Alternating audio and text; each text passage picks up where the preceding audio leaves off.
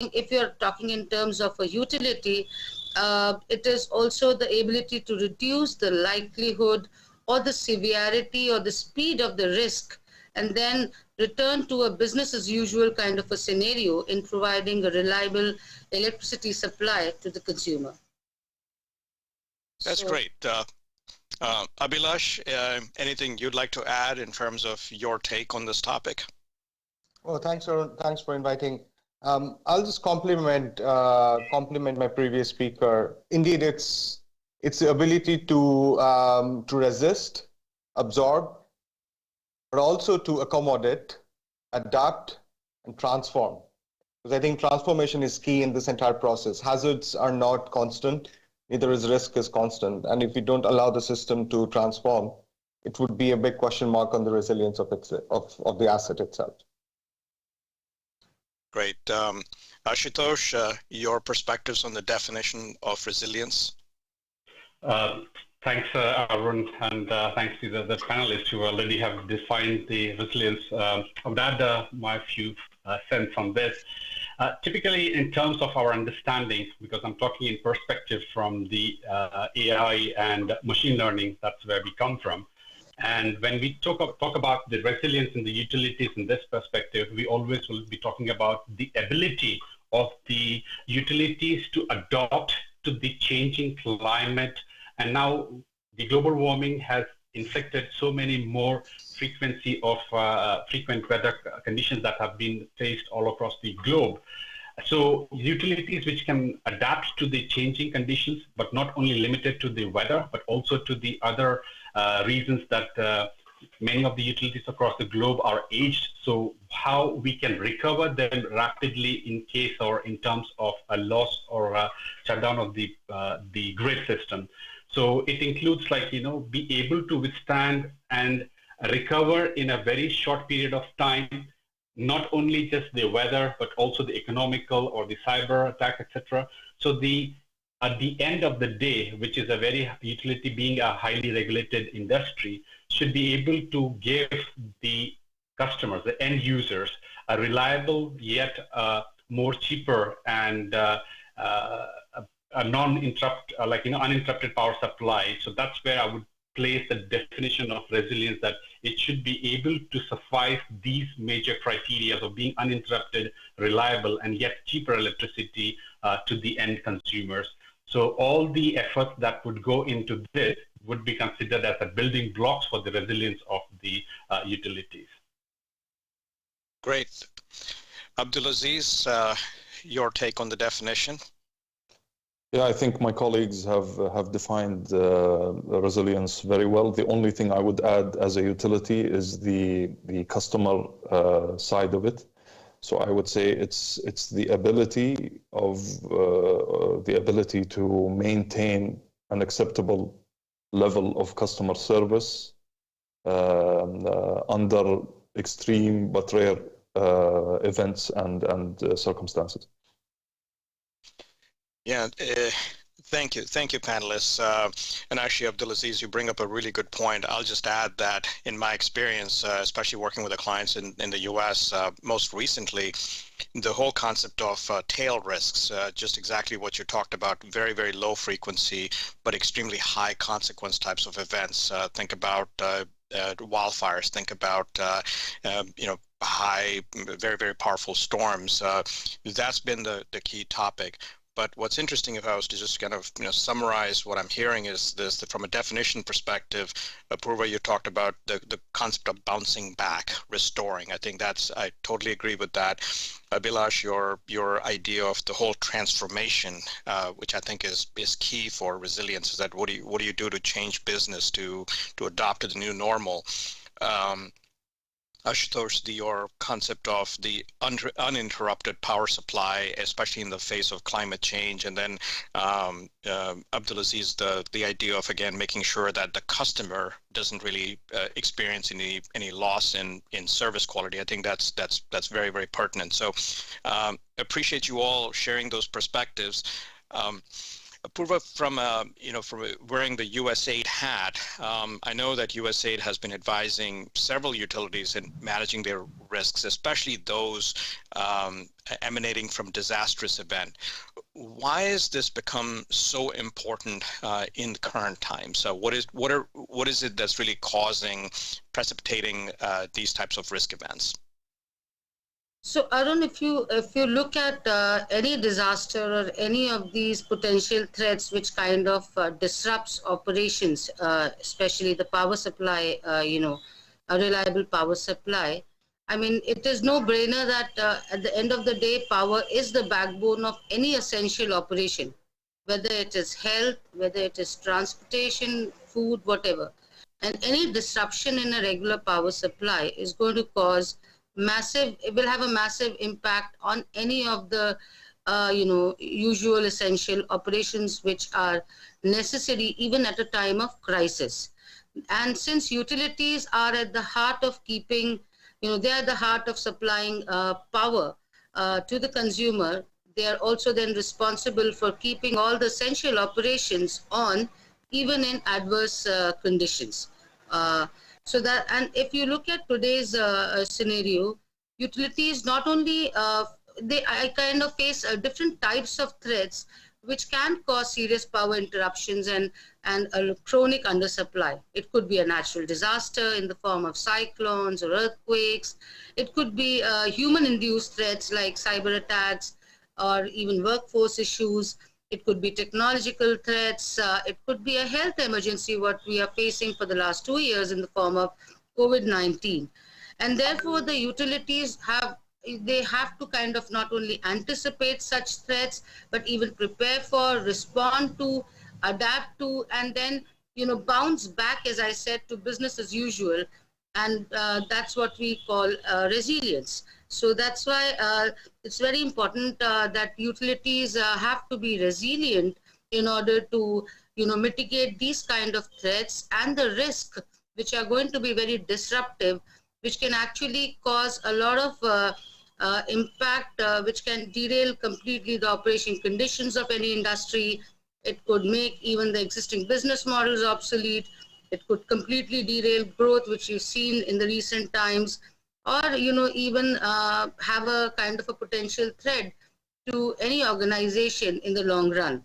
So therefore, I specifically feel that it's very important for utilities to build in resilience as an important aspect of their operations and management. And I mean, if we look at any recent event like the COVID-19 or the winter storms in Texas or any cyclone in this region, in this part of the world, there has been it has kind of proved that the resilience of our power system is going to be very, very critical, and that needs to be improved as well. And therefore, the power system has to be designed in a way to handle any range of disruptive events. And that could be a range of strategies. For example, it could be adoption of best practices for hardening. It could also be, adoption of advanced technologies like AI and ML, and I'm sure my panelists from Vidrona will talk about it. It could be the deployment of smart meters, which allow you to, read remotely, connect, disconnect remotely without any manual intervention, or manage outages. It could be the use of drones. It could be strategies to improve grid flexibility, mix of fuel options, and so on and so forth.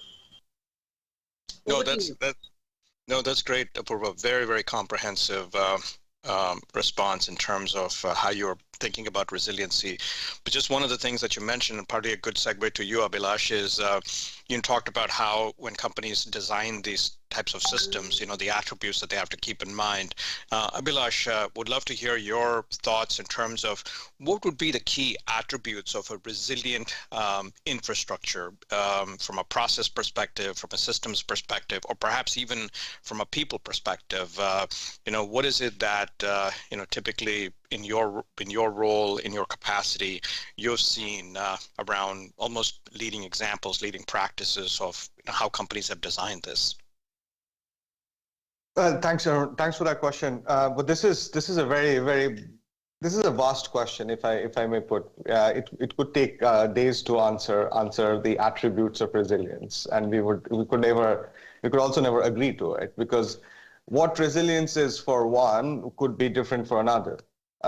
It's all hazard specific, context specific, risk specific. I mean, the UN has a list of 370 odd hazards out there, which could turn into risks. Now, how many of that is taken into business accounting? That's a different question. But also on the other side, there is nothing natural about disaster. So, in any context, a specific event which may not have anything to do from a risk perspective could become a disruption. But okay, just if we look at the evidence that we have between roughly 2000 and 2019, and I'm quoting one of our own reports or one of our partner reports, disasters have roughly claimed 1.23 million lives on an average of 60,000 per annum, and that's just the value of number of lives lost. Now you add the total number of affected people, it somewhere ranges around 4 billion in itself. Now, when we look at number of people affected, that's what disruption is. That's where the service industry comes in, and that's where the continuity of businesses look into. Now, if you look at the underlying risk factors, some of the most common things that we have seen that happens, or that causes most of it, is the issue of short-term priorities. The short-termism in itself. Now, investment decisions rarely take into account the level of risk exposure in most of locations. Now, I'm putting it as a generic statement, may not apply to each and every individual investment decisions or sector, but this is what we have seen across various asset categories and groups.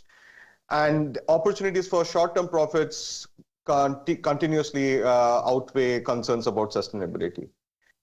What basically this does is there's a large flow of capital to hazard-prone locations, and that basically exposes the economic assets. There's a lack of systems thinking in general. Again, a large number of critical infrastructure undergo risk assessments. We agree to that. If not, they go environmental impact assessment. However, environment impact assessment in most countries only consider potential hazards to the environment. External, natural, and human-induced hazards that Apurva talked or mentioned about, interdependencies or creations of, the possibility of creation of new vulnerabilities, they are not being taken into account. So the account sheet is not showing those externalities in itself and the material risk that's going to generate from there. Now, financing dilemma, that's one issue, but I'll keep that aside. There is also the issue of regulatory and ownership.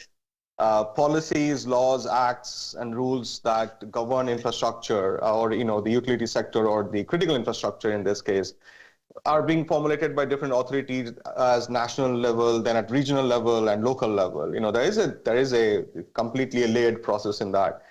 Infrastructure, or let's say in this case, the critical infrastructure is equally owned at various levels, such as municipal, and depending on the type of development, right, or the location we are speaking of, there's always a lack of clarity in ownership. Absence of power at necessary level and lack of adequate knowledge mostly creates problems with the compliance issues. Lastly, there is a big gap of good data. Now, I don't know about how much you have at your end in KPMG, but when we look at the global scenario of various sectors and asset categories, there is hardly any data on service disruption that you can take into account in decision-making processes. And they're so localized. In certain cases, wherever the decision-making process happens, it's still not taking those into account.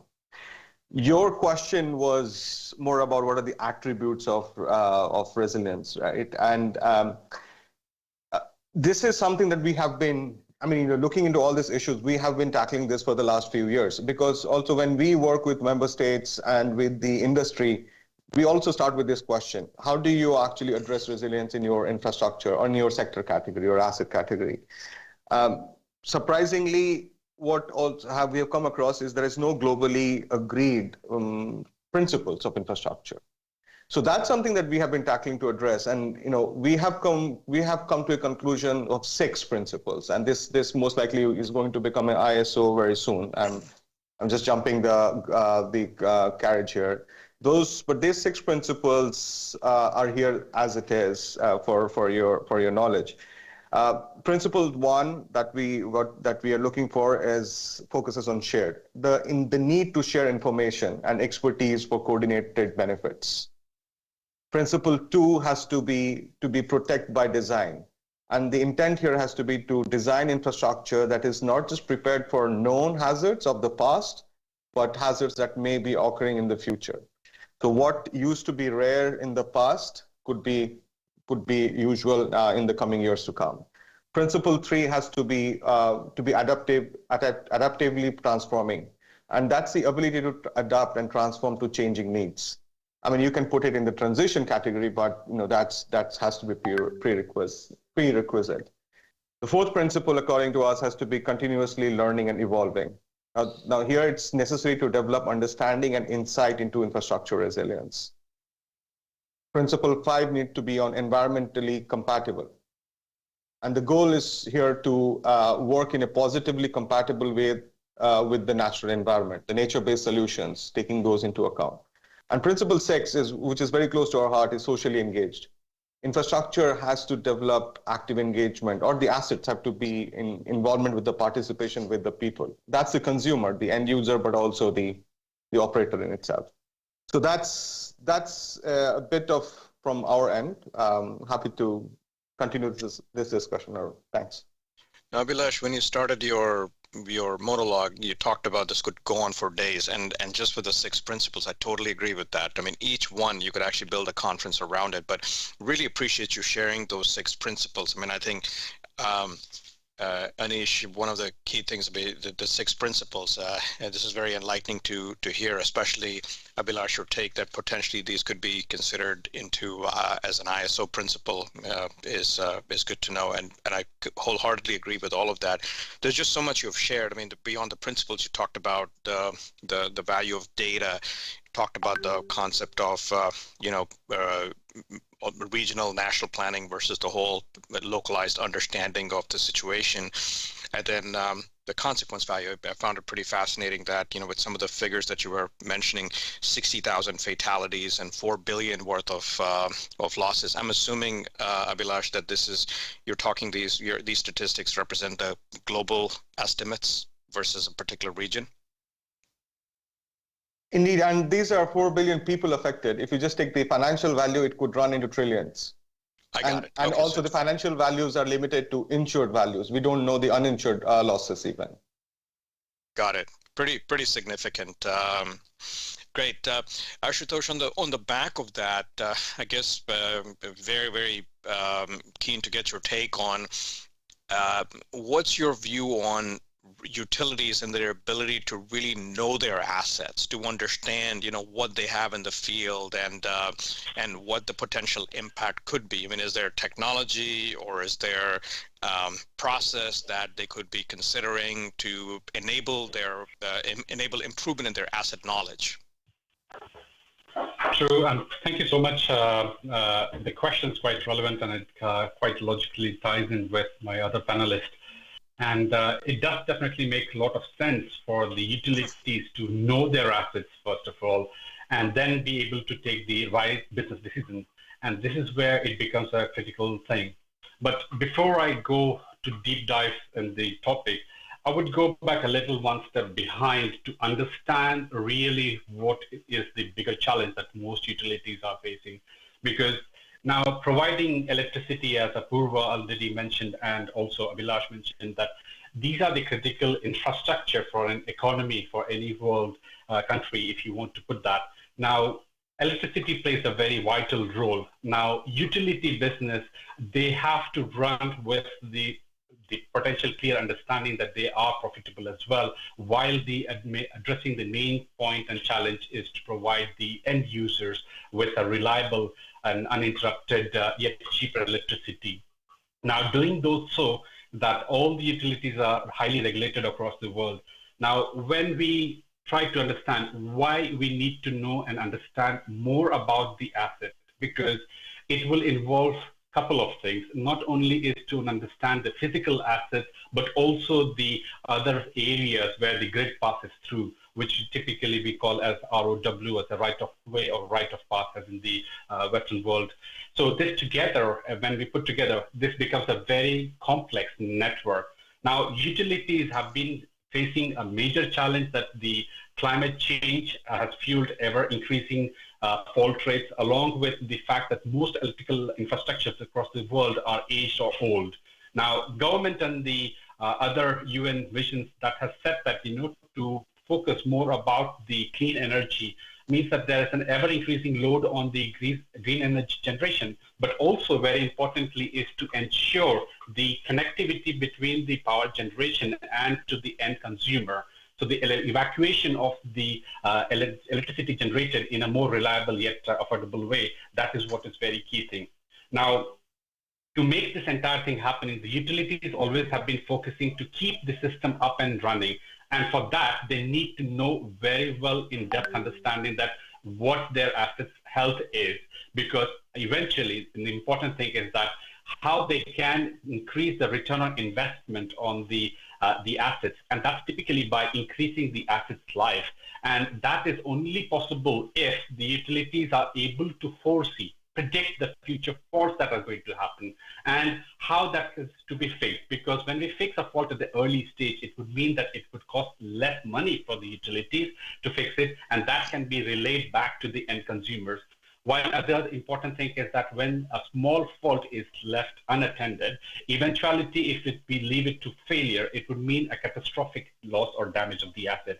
So to avoid all this thing, it is very important to understand the know-how, basically, that what is the health of your asset, when is it going to fail, what are the parameters. So the critical questions on how, when, what, and how it needs to be fixed. These are things that need to be addressed. And for all that, it is very important to know the thing. Now, the information, the strategies that the most utilities have now adopted is by taking refuge, by making the inspection process faster by use of helicopters, drones, and satellite and whatnot.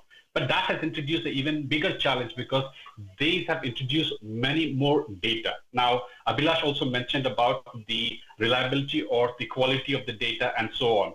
That is a very interesting thing. I definitely agree. But that's where now we are taking refuge of AI and ML to start looking the more valuable insights from the data that is collected, rather than just looking at the data and then trying to fix. Because most utilities have been having the major issue is that they have a budget, they end up seeing and fixing the fault as when and where they see a fault. Now, that is a bigger challenge because you cannot use your right utilization of your budget, be it CapEx or OpEx, to enhance the reliability or resiliency of the asset. Now, resiliency would require that we need to know preemptively, knowing when a fault is going to happen in future.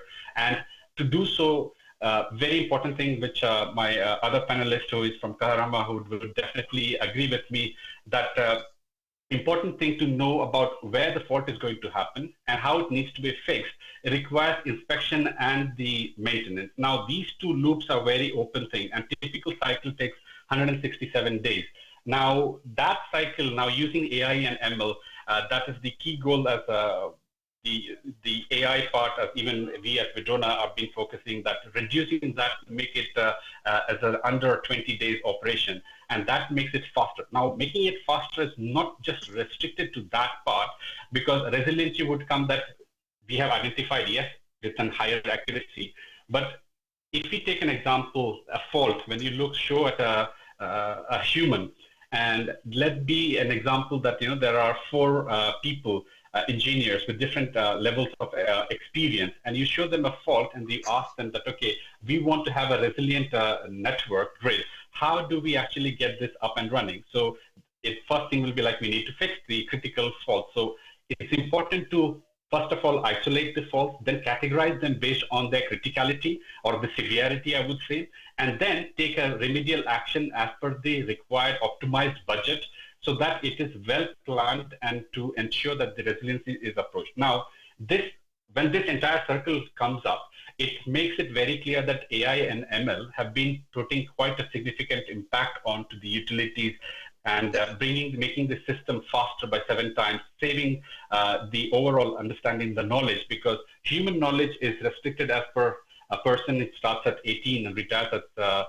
let's say, at 60, would have roughly 42 years of experience. But then when superannuation happens, the knowledge gets reduced, meaning that someone new comes to replace it. That's why where we are bringing in AI and ML into it, so that it's ever increasing knowledge base. So the concept is learn from the learnings to ensure that when a new a challenge or a fault, be it anything, be it a man-made or be it a natural disaster, etc., it all helps us to become more resilient, to be able to recover the system very quickly and rapidly. And that's where it becomes an interesting part that I would add also, that this is, I was talking about only in terms of the infrastructure part of it. But it's also important to understand is that when there is a weather or a natural disaster that is taking, be it storms or anything that we see in the current world, if we are aware that when a storm is approaching and we know the health of the asset, so we know exactly if will it withstand that particular given conditions. And if that is not the case, how we can make sure that we can enhance that resiliency by making a rapid and immediate recovery and remedial actions that will help to put them. And that's where all put together, I can cite some examples that even the Amphan or the most recent, where Vidrona actually helped to understand with the utilities and give them a preemptive actions that, where a particular component, because it's not the entire asset is just failing at once, because even a small component, which would only cost you $5, if that could be a small pain point, that it would actually cause the entire network to fail. And the recovery of that entire system, if not well planned or not being understanding the real knowledge about where this fault is, what needs to be done, how it needs to be done, that becomes a major critical challenge, because it becomes like looking for a needle in a haystack.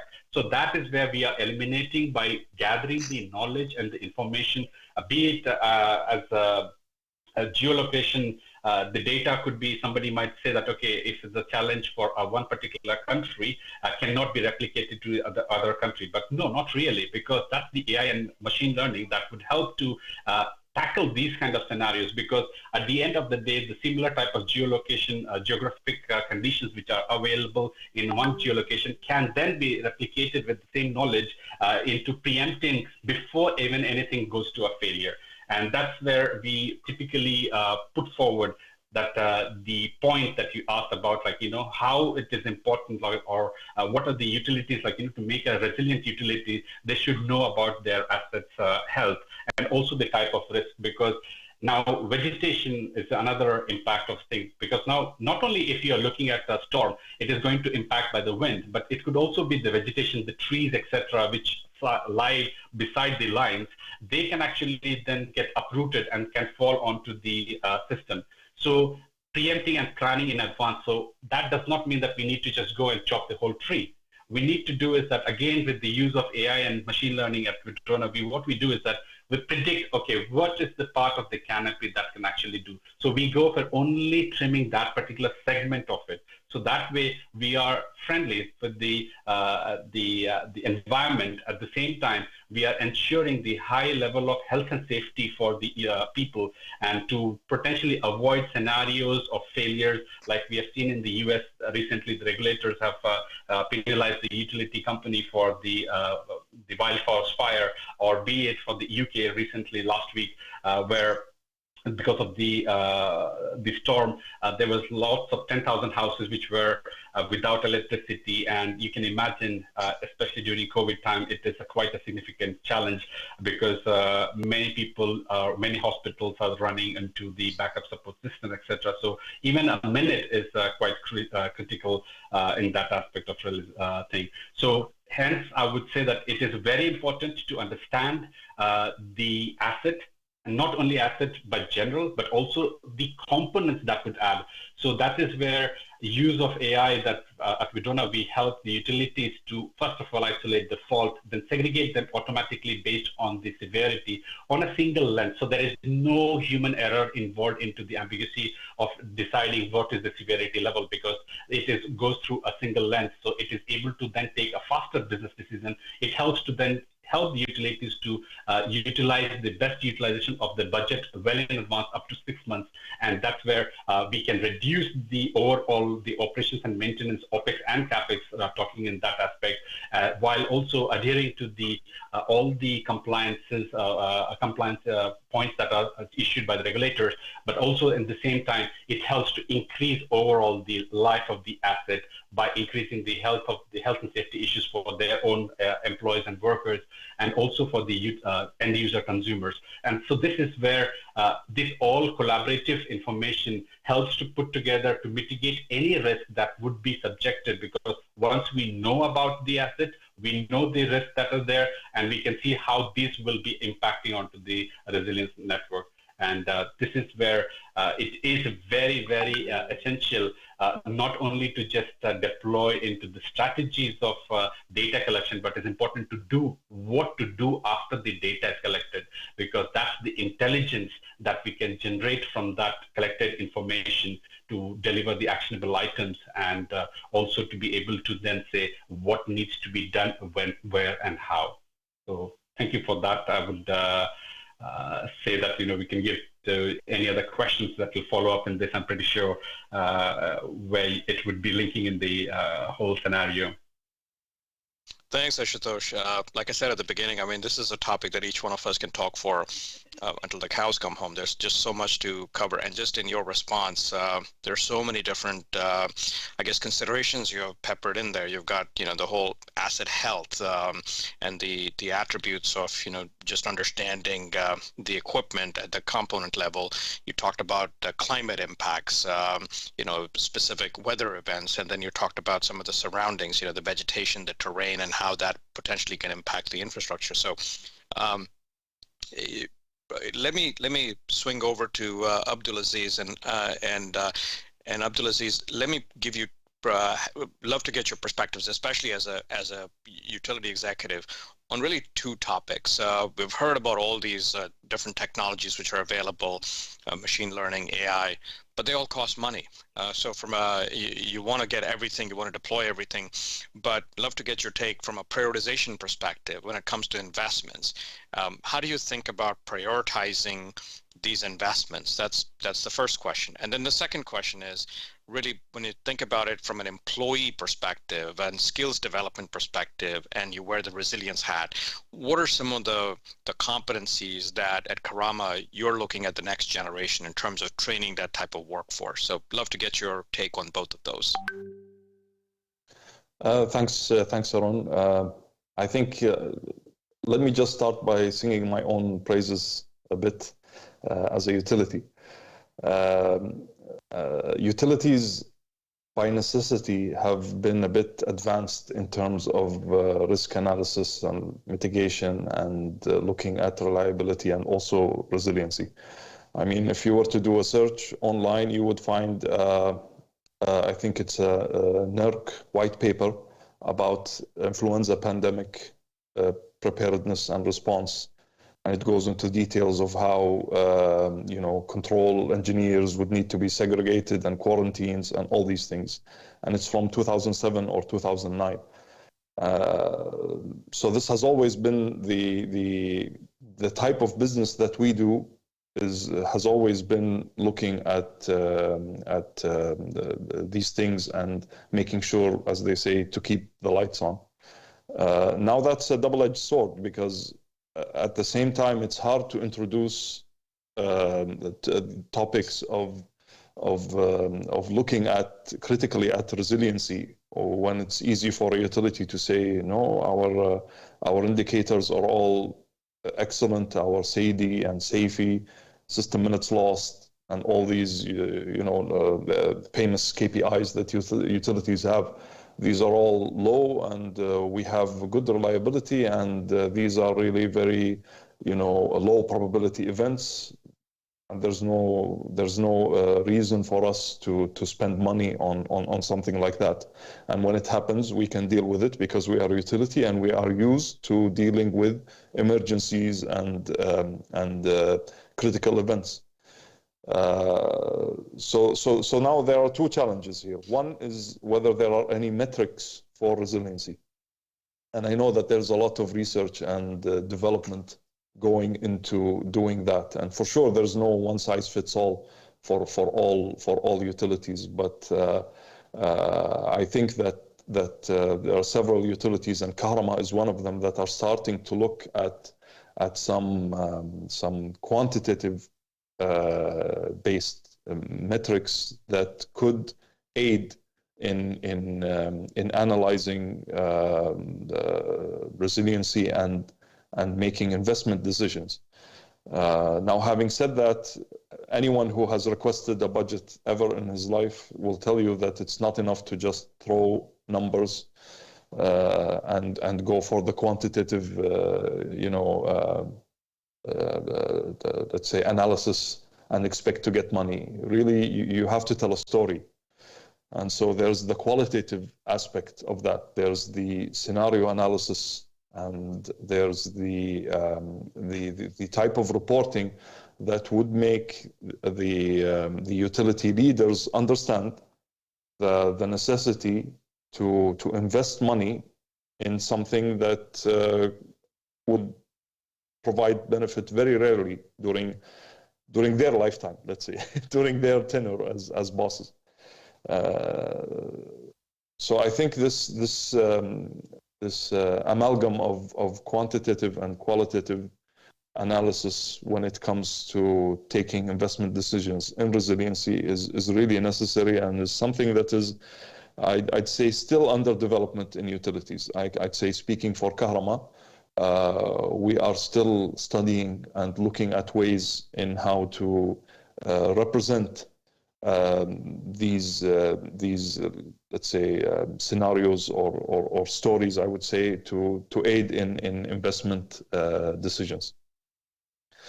On your second question with regards to the human capital issue, now thankfully the GCC, Qatar in particular, natural disasters are very rare, and if I look back at the incidents that have happened, the major incidents, almost all of them were human related. So human capital is really the most, I would say, the most critical aspect that we as a utility are looking at, and that's in two parts. So number one is in attracting the capable workforce, and this doesn't go just for Kahrama. This goes as a power industry. If you look at us collectively, now we are in competition with tech. We are in competition with a lot of let's say new fields that are attracting people towards them more and more, and so it has become a challenge to retain the expertise and the capable workforce. The second aspect is training, especially when it comes to resilience, is how to train our staff, especially the frontline staff, maintenance people, the control engineers, and so on and so forth, and how can we simulate, let's say, these events that we don't know when they will occur and we don't know in what shape they will be, how we can simulate and perform drills and keep our teams prepared for these eventualities. So most definitely the human capital aspect is something that we will focus on very, very closely in the future, and try to, and I think it's the key aspect in maintaining resiliency, not only in dealing with the eventuality, but in planning, in developing the scenarios and everything. You need to develop all your human capital to be able to improve your resiliency as a utility. Got it. No, this is some great perspectives. In terms of the resiliency metrics that you talked about, and you talked about the quantitative and the qualitative aspect. Do you see that becoming increasingly more important in the coming years, to focus on collecting the right type of data? This is what Abhilash and Ashutosh were both talking about. Is Karama looking at just making sure that there's almost better or more rigorous data-based decisions which are getting made in certain areas? Definitely, and I think my colleagues touched upon several things that we are looking at, even looking at the wealth of data that is becoming more and more available to utilities, and as well as the changing landscape with the increase of variable renewable energy. And all these things are making us conscious that it's no longer enough for us to just look at one or two or three scenarios, and we will need to have metrics to measure our resilience, as well as more advanced scenarios in order to help us prepare. Got it. Let me just say one other comment, and then Anish will probably check on you if you've got any flow of questions at your end. And my comment is, as I've heard everybody, and based on my experience, this whole concept of regulatory margin with your regulators, with your customers, that's becoming increasingly more important. And essentially what that means is that you're probably better off in taking more of these preventative measures and making sure that you're fixing your assets before they break, versus the cost of actually letting the asset break and then having to fix it. So there's the financial exposure. There's potentially, to Abhilash's point, Apurva's point, about the consequence of the suffering that people go through. But it's also that margin. Once something breaks, then it takes a lot more to recover the confidence of the regulator, the customer. And so that's something else that as a theme, I'm seeing that there is increasing tendency for companies to actually make sure they're preserving that margin and doing things more proactively. But let me pause there. Anish, any questions that you've been watching on the back as we've had this discussion? Yes, indeed. There are quite a few, and I've just picked up 3 or 4. The first one is, of course, on the use cases for AI and ML, which is clearly attracting attention, and I think that Ashutosh has discussed at great length. So I think but you can take it further. But what are the top use cases for AI ML and resiliency? That's number 1. Number 2 is relating to developing economies where systems and processes are not sophisticated, IT enablement is low, data regimes are weak. How to address the resiliency issue? That's a question. The third is on the top challenges, and this is where a general question for all the panelists. So what do you see as top challenges in building resiliency in utility organizations? And finally, the other question which has come is not necessarily from the power sector, but from oil and gas sector. In fact, there are quite a few questions from the oil and gas sector. But the general one is that how should the sector be better prepared to deal with disaster? So got it. Yeah, Anish, as I told you, we could be spending an hour on each one of those. But very quickly, let me get to on the second question about developing countries and the lack of maturity in systems and processes. I'll turn it back to Apurva. If you could share your perspectives on that, especially with the USAID experience that you have. What's your take on certain parts of the world where they want to get resilient, but they've got some overhang from an infrastructure and a process perspective?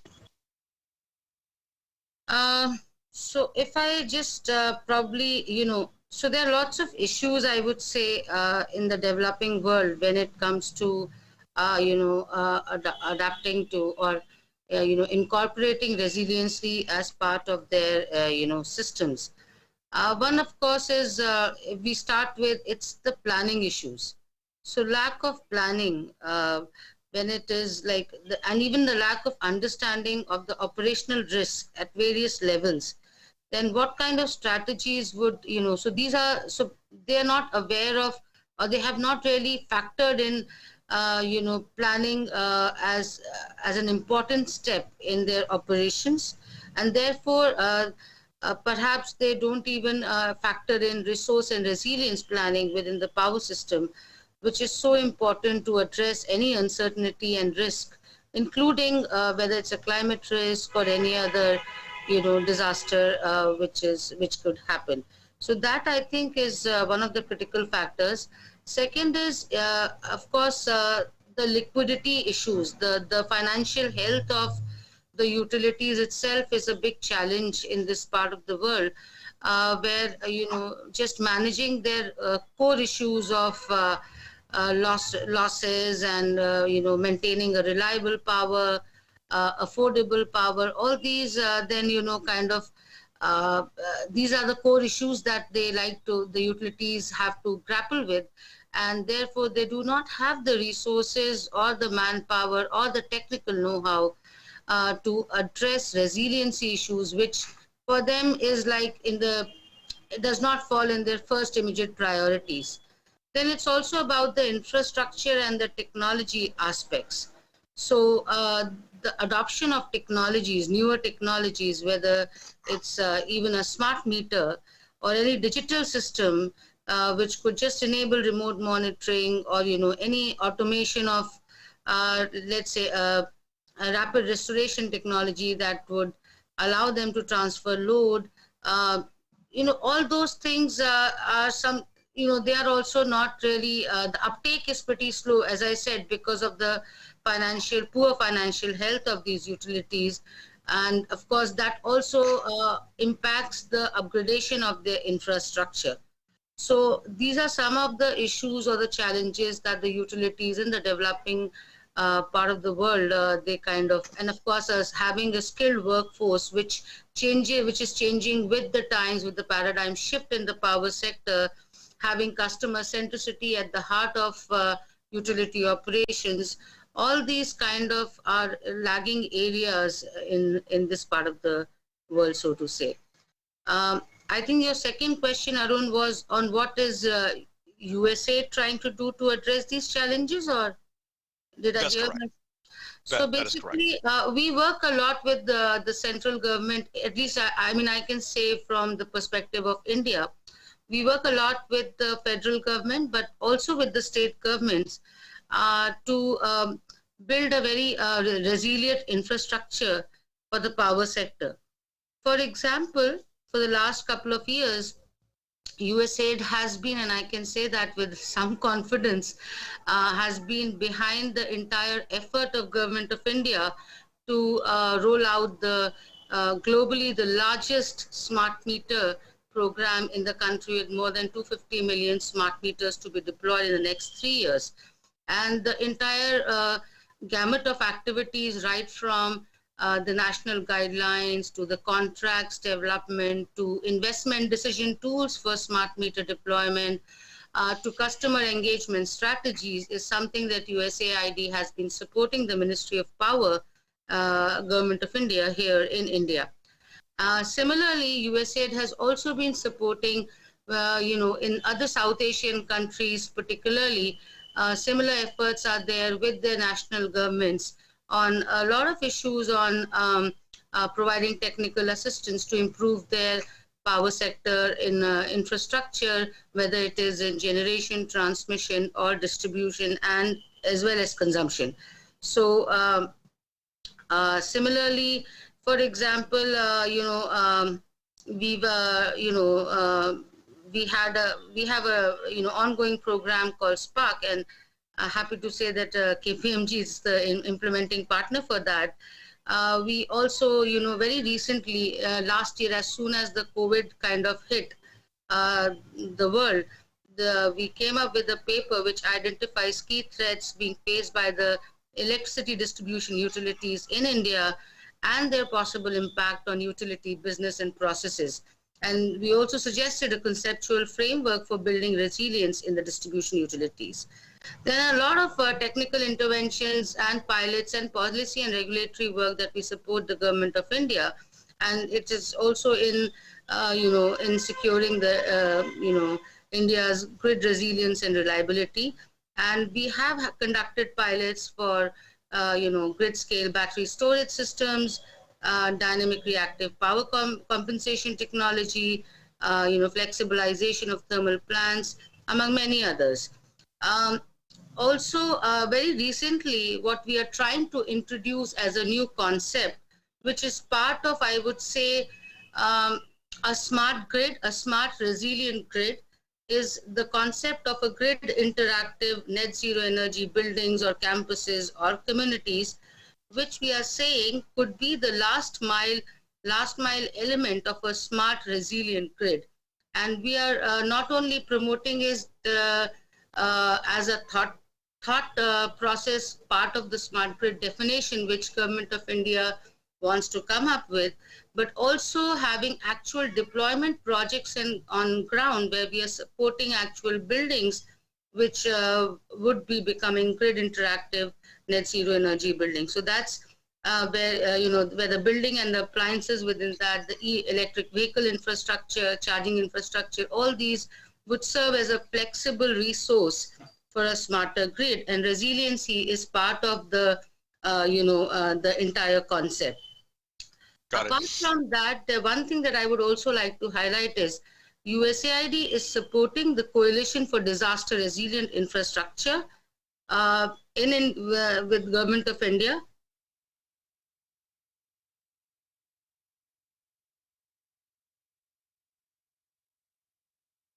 Apurva, I think may have lost connection out there. Yeah. Ashutosh, can you hear me? Yeah, I can hear you, and I think I'll take the opportunity in the meantime. So I'll just Apurva. Yeah, if you, I think just given the timing here, we've got about 5 minutes. Why don't you just take 1 minute, talk about use cases, and then I do want to give the floor to Abhilash as well. And from a challenge perspective, Abhilash, just 1 minute on the challenge, if you wouldn't mind. So Ashutosh, go for it. All right, cheers. Thank you.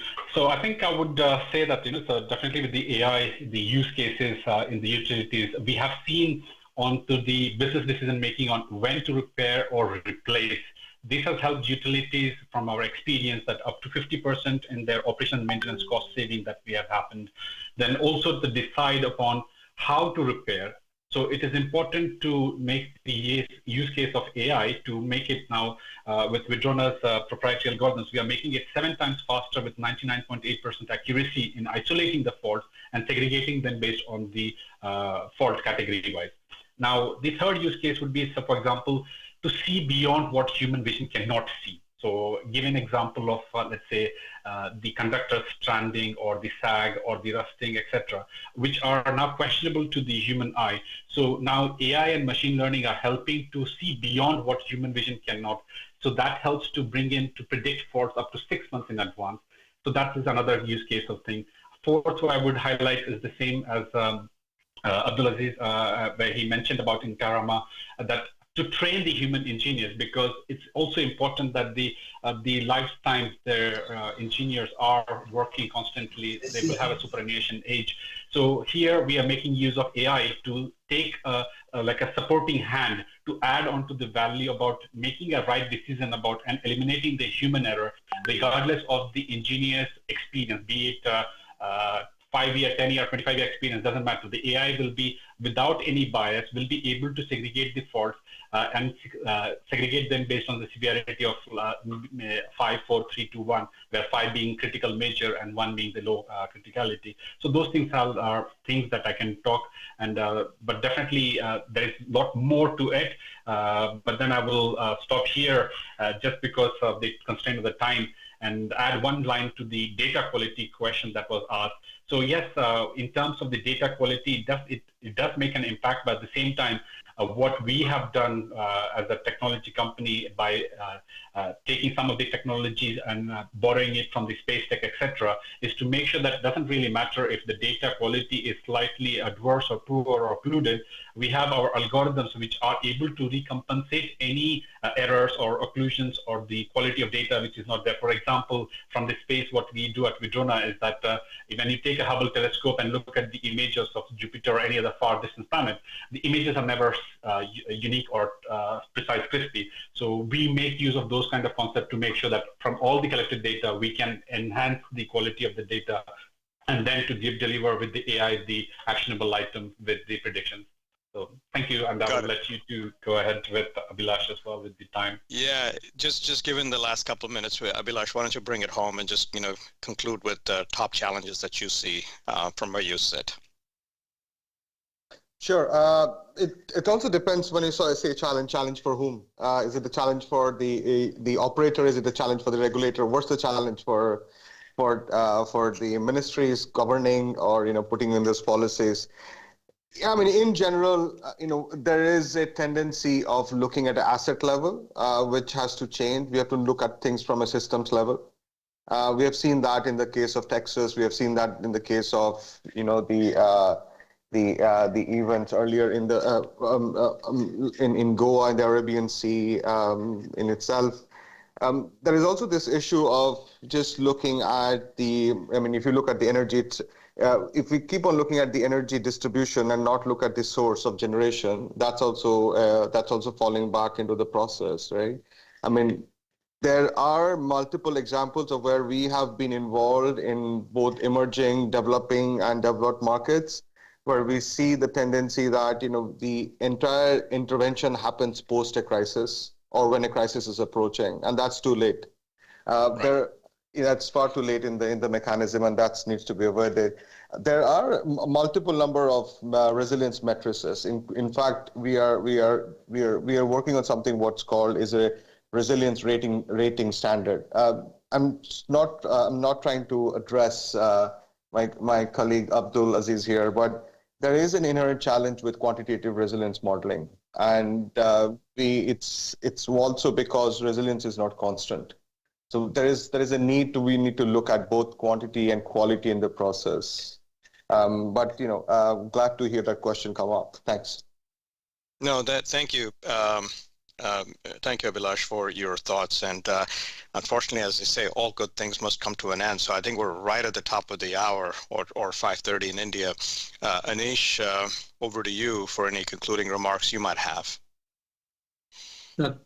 Thank you very much. I think it's been a fascinating panel, and as always, we have new perspectives coming in. This is such a germane topic. It wasn't something we were discussing at this level, say a couple of years ago, but now it's become really front and center. So we take those perspectives ahead as we go forward. I want to thank the panel again. Thanks, Anish. Thank you. Thank you very much. Bye. Bye. Thanks, everyone. All right, Thank bye. you. all. Bye. Thank you. Bye. Thank you. Bye.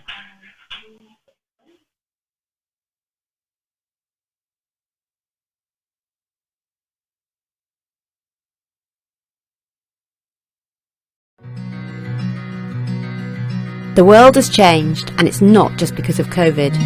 Consumers and employees have increasingly different expectations of the world and the businesses they buy from and work for. Your shareholders and lenders are under pressure from regulators and the market to prove that they're acting responsibly and investing sustainably. All will be making choices about which organisations they work with. So will yours be one of them? Each stakeholder looks at your business through their own lens, and this is your opportunity to choose what's behind it. What is your impact on our planet? What do you contribute to the communities you operate in? And how do you conduct yourself? ESG isn't something you do, it's everything you do, and how you do it. It's your license to operate, and it's your opportunity to lead. Your ESG strategy must be authentic, embedded in your business strategy, and owned by your board. Your ESG narrative looks right across your business and tells that story to the world. And your ESG metrics help people compare you with others, often via a rating. You'll want to consider how you conduct yourself as an organisation and look to the ethics throughout your supply chain. What part do you play in the community? Is your business inclusive? Are you well governed? And is your leadership diverse and set up to hold the business to account? Look at the impacts of climate change, at the natural resources you consume and the waste you produce. Do you pay fair taxes? Treat your customers and suppliers ethically? And do your employees have safe, fair working conditions, and could they speak out if they see something wrong? Understand where you're strong and can be proud. And know where you're vulnerable and then have a plan to make it better. People will expect you to set clear targets and have the data to measure your progress and report it to the world. They'll want the assurance that what's behind the curtain supports your performance and won't let you down. Your metrics will encourage investment and your narrative will talk to your stakeholders. When you're done, you'll have a resilient business set to thrive.